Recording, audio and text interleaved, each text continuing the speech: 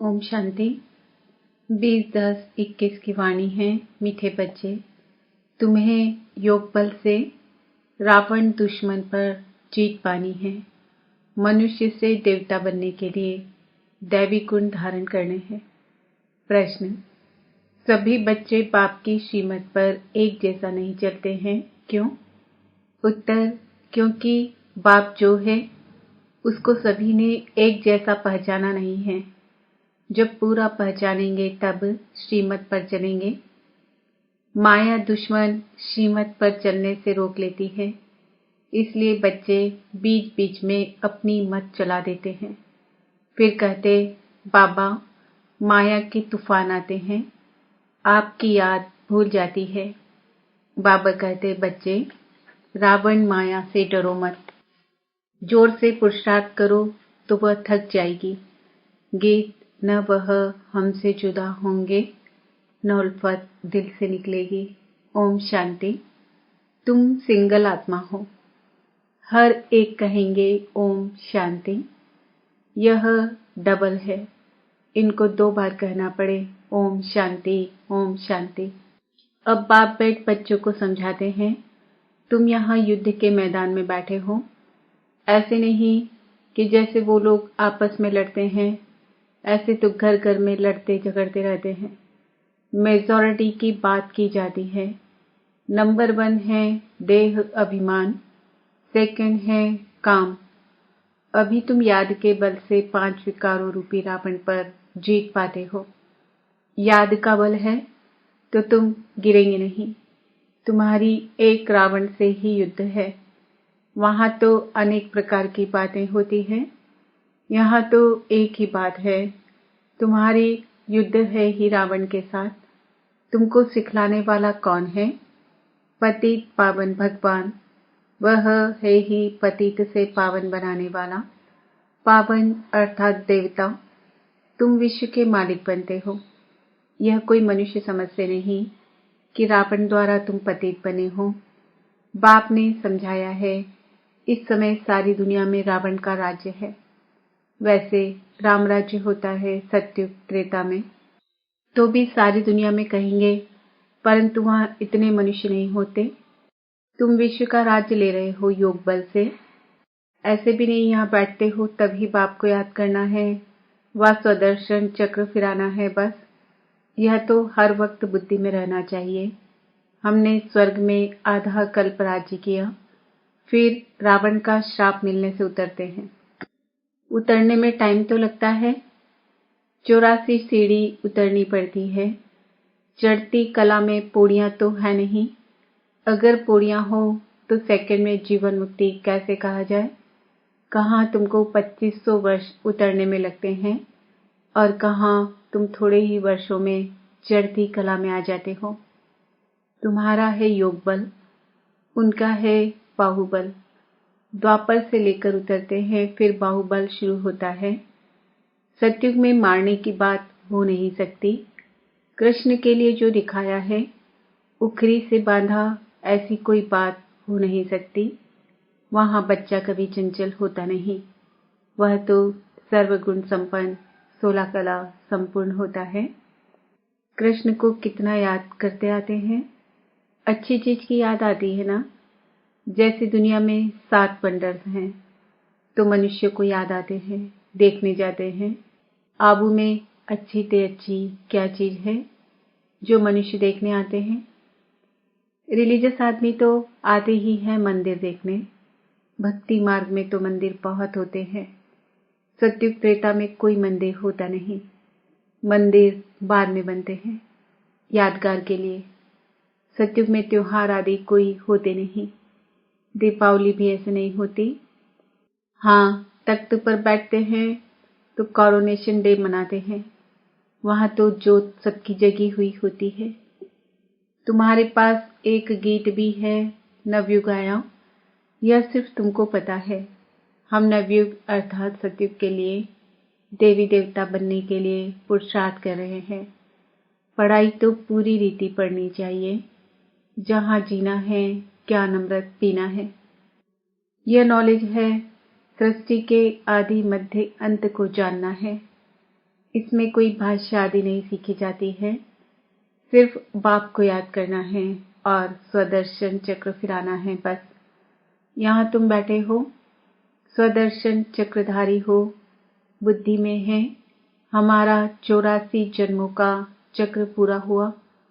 अब पुराना शरीर, पुराना संबंध छोड़कर नया लेना है। विष्णुपुरी का मालिक बनने के लिए बाबा पुरुषार्थ करा रहे हैं। दुनिया में और सब है आसुरी संप्रदाय। भगवानुवाच, यह वही गीता का युग चल रहा है। यह है कल्प कल्प का संगम युग। बाप कहते हैं, मैं इस कल्प के संगम युग पर आता हूँ। मैं वही गीता का भगवान हूँ। यहाँ आता हूँ नई दुनिया स्वर्ग रचने। मैं द्वापर में कैसे आऊँगा? यह एक बड़ी भूल है। कोई छोटी कोई बड़ी भूल होती है। यह बड़े से बड़ी भूल है। शिव भगवान जो पुनर्जन्म रहे थे, उनके बदले 84 जन्म लेने वाले का नाम लिख दिया है। तुम अभी जानते हो कि श्री कृष्ण तो ऐसे कह न सके कि मामे कम याद करो। सब धर्म वाले थोड़े ही उनको मानेंगे। शिव तो निराकार है। तुम शिव शक्ति सेना हो। शिव बाबा के साथ योग लगाकर शक्ति लेते हो। इसमें मेल फीमेल की बात नहीं। तुम आत्माएं सब ब्रदर्स हो। सभी बाप से शक्ति ले रहे हो। वर्षा बाप ही देगा ना। वह बाप ही सर्वशक्तिमान है। इन लक्ष्मी नारायण को भी कहेंगे सर्वशक्तिमान, क्योंकि सारे विश्व के मालिक हैं। उन्होंने ये राज्य कैसे पाया? अभी भारत तो क्या, सारी दुनिया में रावण राज्य है। कोई राजाएं होते हैं तो मालूम होता है उनके बड़ों ने यह राजाई की है जो चलती आती है। यह तो सत्युग आदि से चले हैं तो जरूर आगे जन्म में ऐसा पुरुषार्थ किया होगा। पतित राजाई मिलती है दान पुण्य करने से। यहाँ तो इस संगम पर ज्ञान और योग बल से 21 जन्म के लिए राज्य पाते हैं। तुम जानते हो यह पुरानी दुनिया सारी विनाश होनी है। यह देह भी नहीं रहेगी। इसलिए अपने को आत्मा समझ बाप को याद करना है। बाबा बाबा कहना सीखो। जैसे जिस्मानी बच्चों को सिखाया जाता है तो वह उसी बाप को याद करते हैं। अभी रूहानी बाप तुम बच्चों को कहते हैं, हे बच्चे, यह नई बात है। बाप कहते हैं अब मुझे रूहानी बाप को याद करो, क्योंकि वापस घर चलना है। आत्मा तो विनाशी है, शरीर विनाशी है, तो ताकत वाला कौन ठहरा? शरीर आत्मा के आधार पर चलता है।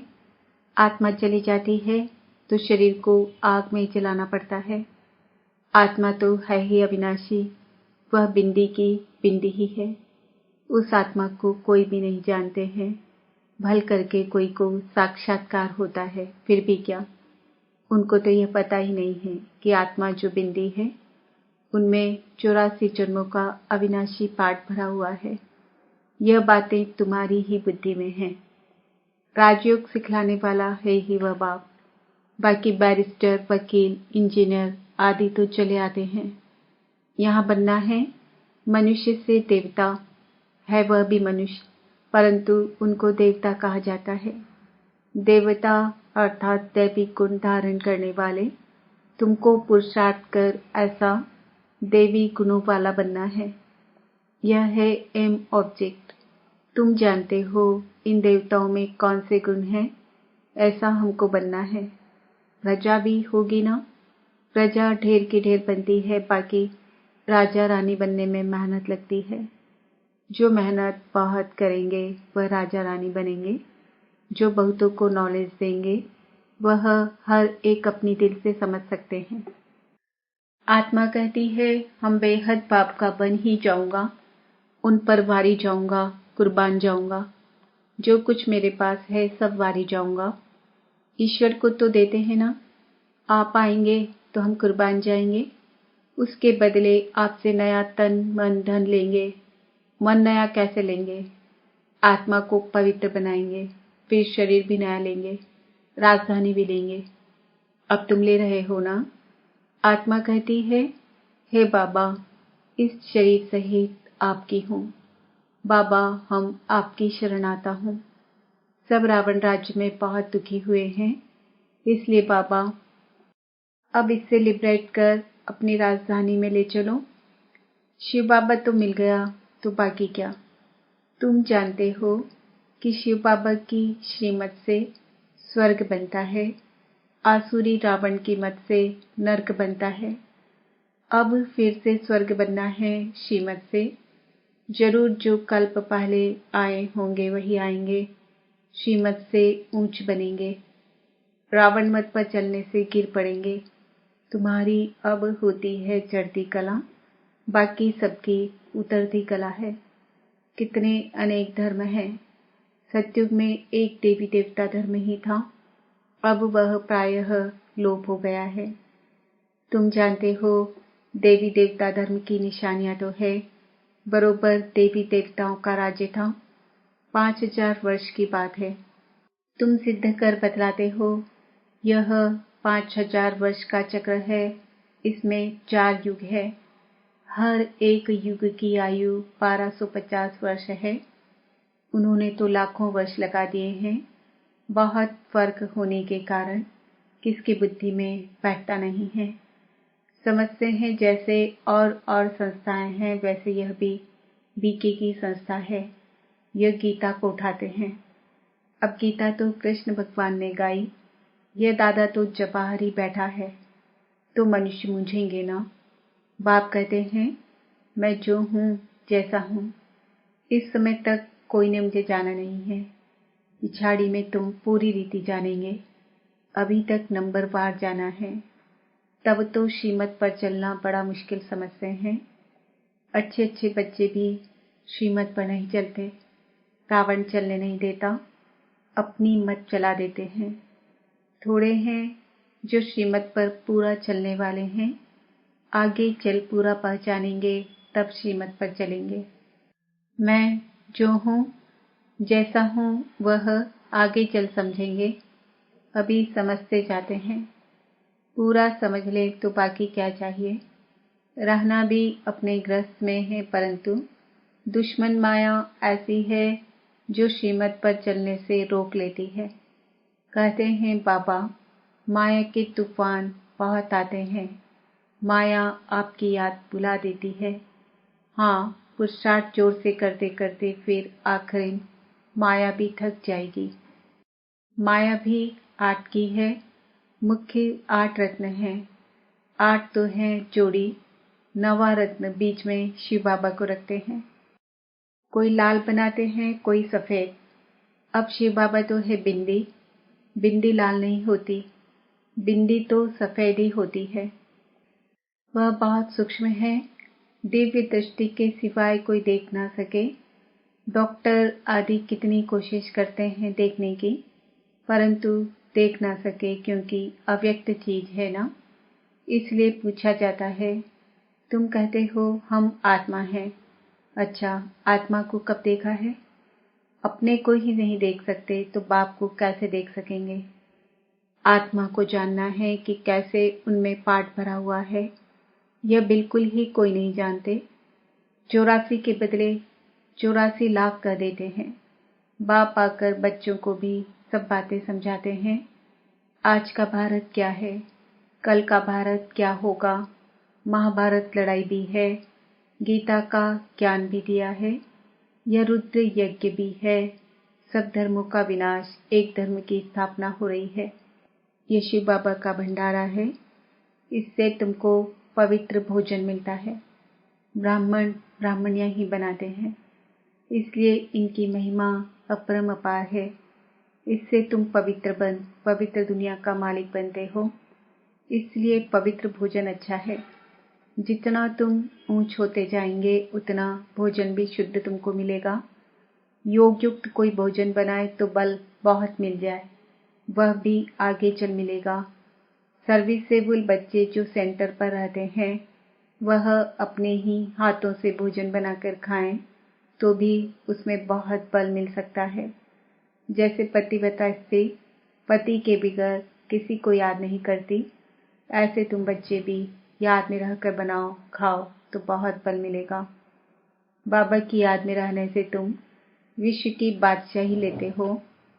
बाबा राय तो देते हैं, परंतु अभी किसकी बुद्धि में नहीं आता। आगे चल हो सकता है कहेंगे हम अपने हाथ से योग युक्त हो भोजन बनाते हैं तो सबका कल्याण हो जाए। बाप बच्चों को हर प्रकार की मत देते हैं ना। त्रिमूर्ति चित्र सामने रखा हो, वर्षा शिव बाबा से लेना है। कुछ न कुछ युक्ति करते रहो। बाबा अपना मिसाल देते हैं। भक्ति मार्ग में हम नारायण के चित्र को बहुत प्यार करते थे। बस उनको याद करने से आंसू आ जाते थे, क्योंकि उस समय वैराग्य था। छोटेपन में वृत्ति वैराग्य की थी। यह है फिर बेहद की बातें। फिर भी कहते हैं मन मना भव। योग में रहने से ही तुम तमो प्रधान से सतो प्रधान बनेंगे। याद में रहने का फुर्ना रखना है। श्रीमत मिलती है, बाप कहते हैं याद करो। मैं सृष्टि का रचयिता हूँ, तो तुम भी नई दुनिया के मालिक बनेंगे ना। नहीं तो सजा भी खाएंगे और पद भी भ्रष्ट हो जाएगा। मरने के पहले बच्चों को यह फिक्र रखना है कि हम सतो प्रधान कैसे बने। बाप को याद तो जरूर करना है। यह है बड़े ते बड़ा फुर्ना। अच्छा, मीठे मीठे सिक्किल दे बच्चों प्रति मात पिता बाप दादा का याद प्यार और गुड मॉर्निंग। रूहानी बाप की रूहानी बच्चों को नमस्ते। हम रूहानी बच्चों की रूहानी बाप दादा को याद प्यार गुड मॉर्निंग नमस्ते ओम शांति। धारणा के लिए मुख्य सार। योग युक्त हो अपने हाथ से भोजन बनाना और खाना है। पवित्र दुनिया में जाने के लिए पवित्र भोजन खाना है, उसमें ही बल है। नया तन मन धन प्राप्त करने के लिए पुराना सब कुछ पाप पर बारी कर देना है। इस शरीर सहित पाप पर पूरा पूरा कुर्बान जाना है। वरदान। अपने श्रेष्ठ व्यवहार द्वारा सर्व आत्माओं को सुख देने वाली महान आत्मा भव। जो महान आत्माएं होती है उनके हर व्यवहार से सर्व आत्माओं को सुख का दान मिलता है। वह सुख देते और सुख लेते हैं। तो चेक करो कि महान आत्मा के हिसाब से सारे दिन में सबको सुख दिया, पुण्य का काम किया। पुण्य अर्थात किसको ऐसी चीज देना जिससे उस आत्मा से आशीर्वाद निकले। तो चेक करो कि हर आत्मा से आशीर्वाद मिल रही है। किसी को भी दुख दिया व लिया तो नहीं। तब कहेंगे महान आत्मा। करने के बाद सोचना ही पश्चाताप का रूप है। आज का समान है मैं महान आत्मा हूँ। ओम शांति।